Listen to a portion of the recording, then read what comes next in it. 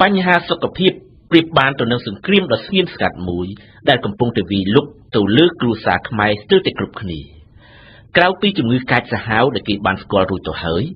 នៅមានជំងឺជាច្រើនប្រភេទទៀតដែលកំពុងតែសង្ងំលាក់ខ្លួនដោយស្ងៀមស្ងាត់ដើម្បីបំផ្លាញសរីរាង្គកាយមនុស្សឲ្យចុះទន់ខ្សោយបន្តិចម្ដងជារៀងរាល់ថ្ងៃចំណីអាហារដែលបង្កប់ដោយសារធាតុគីមីពុលនិងអាកប្បកិរិយាខុសឆ្គងមួយចំនួនរបស់ពលរដ្ឋខ្មែរនៅខណៈដែលប្រព័ន្ធសុខាភិបាលនៅទន់ខ្សោយយ៉ាងខ្លាំងនៅឡើយនោះកំពុងតែបង្កបញ្ហាធំធេងចំពោះសុខភាពបច្ចុប្បន្នម្នាក់សុទ្ធតែមានជំងឺនេះឬជំងឺនោះស្ទើរតែគ្រប់គ្នាអ្នកខ្លះទៀតបើទោះបីជាមិនទាន់ធ្លាក់ខ្លួនឈឺក៏ដោយក៏មិនប្រកាសថាគ្មានជំងឺអ្វីនោះដែរពីព្រោះតែពួកគេមិនដែលទៅពិនិត្យសុខភាពម្ដងណាឡើយទម្លាប់មិនពិនិត្យសុខភាពជាប្រចាំគឺជាបញ្ហាធម្មតារបស់គ្រួសារខ្មែរទៅហើយមនុស្សភាគច្រើនមិនដែលបានពិនិត្យសុខភាពសូម្បីម្ដងសោះមួយជីវិតក៏មានលើកលែងតែពេលធ្លាក់ខ្លួនឈឺខ្លាំងទើបនាំគ្នាទៅមន្ទីរពេទ្យទម្រាំដឹងថាមានជំងឺអ្វីពិតប្រាកដជួនកាលវាហួសពេលព្យាបាលទៅហើយជាការពិតណាស់ការតាមដានសុខភាពគឺជាកិច្ចការចាំបាច់មួយ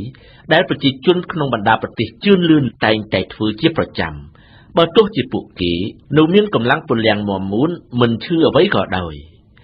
ការពិនិត្យសុខភាពជាប្រចាំអាចអនុញ្ញាតឲ្យយើងបានដឹងជាមុននៅរោគសញ្ញានានាដើម្បីកម្ចាត់វាភ្លាមចេញពីសរីរាង្គកាយតាំងពីដំបូងទីប៉ុន្តែគួរឲ្យសោកស្ដាយនេះមិនមែនជាទម្លាប់របស់ប្រជាជនខ្មែរទេជាទូទៅពលរដ្ឋខ្មែរទៅមន្ទីរពេទ្យតែនៅពេលណាដែលពួកគេធ្លាក់ខ្លួនឈឺខ្លាំងតែប៉ុណ្ណោះអ្នកខ្លះទៀតឈឺល្មមមិនទៅមន្ទីរពេទ្យទេដោយសុខចិត្តព្យាបាលដោយខ្លួនឯងតាមមធ្យោបាយផ្សេងដូចជាឱសថបុរាណឬក៏ប្រើថ្នាំពេទ្យដោយគ្មានវេជ្ជបញ្ជាទៅមន្ទីរពេទ្យឬក៏ទៅពិគ្រោះជាមួយគ្រូពេទ្យគឺជាជម្រើសចុងក្រោយនៅពេលដែលពួកគេធ្លាក់ខ្លួនឈឺខ្លាំងងើបពីកន្ទេលលែងរួចតើហេតុអ្វីបានជាពលរដ្ឋខ្មែរមានទម្លាប់បែបនេះជាការពិតលក្ខខណ្ឌមិនអំណោយផលនៃប្រព័ន្ធសុខាភិបាលគឺជាឫសគល់ដ៏សំខាន់មួយនៅកម្ពុជា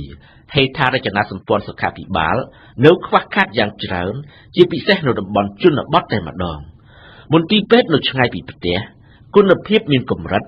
គ្រូពេទ្យមួយចំនួនមានសីលធម៌មិនល្អជាមួយអ្នកជំងឺនិងការចំណាយខ្ពស់ទៅលើការព្យាបាលលក្ខសុទ្ធសឹងតែជាឧបសគ្គ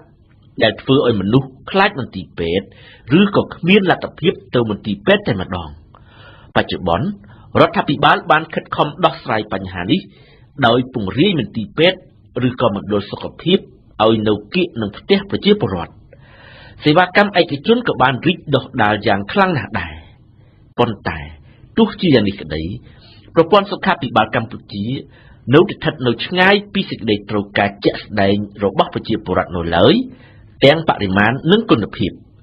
ស្ថានភាពនេះទាមទារឲ្យរដ្ឋត្រូវតែវិនិយោគបន្ថែមទៀតទៅលើវិស័យសុខាភិបាលជាចាំបាច់ការធ្វើឲ្យសុខាភិបាលមានគុណភាពខ្ពស់និងមានតម្លៃទាបព្រមទាំងគ្រូពេទ្យមានសីលធម៌ល្អគឺជាបេសកកម្មមិនអាចខ្វះបានរបស់អ្នកដឹកនាំរដ្ឋទន្ទឹមនឹងនោះប្រជាពលរដ្ឋខ្មែរក៏ត្រូវតែផ្ដើមកែប្រែឥរិយាបថរបស់ខ្លួនចំពោះសុខភាពជាចាំបាច់ដែរអំណះតទៅគេគួរតែនាំគ្នាចាប់យកទម្លាប់តាមដានសុខភាពជាប្រចាំដើម្បីឲ្យដឹងពីអាការៈរបស់ខ្លួនជួនកាលគេហាក់បីដូចជាស្ដាយលុយបន្តិចបន្តួចក្នុងការពិនិត្យសុខភាពប៉ុន្តែគ្រួសារខ្មែរ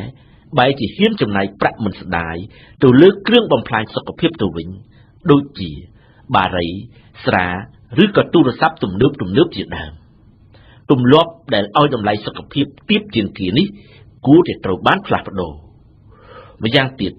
ការហូបចុកមិនប្រមាណក៏ជាគ្រោះថ្នាក់ធំបំផុតមួយដែរចំពោះសុខភាពពាក្យចាស់បុរាណខ្មែរបានពោលថា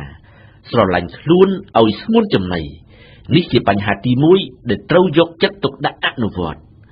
លំហាត់ប្រាណជាប្រចាំគឺជាវិធីថែទាំសុខភាពដ៏មានប្រសិទ្ធភាពដែលគេមិនអាចមើលរំលងបានចំណែកឯការពិនិត្យសុខភាពជាប្រចាំនិងការប្រើថ្នាំទៅតាមវេជ្ជបញ្ជាគឺជាបញ្ហាសំខាន់មួយទៀតដែលគួរធ្វើឲ្យទៅជាទម្លាប់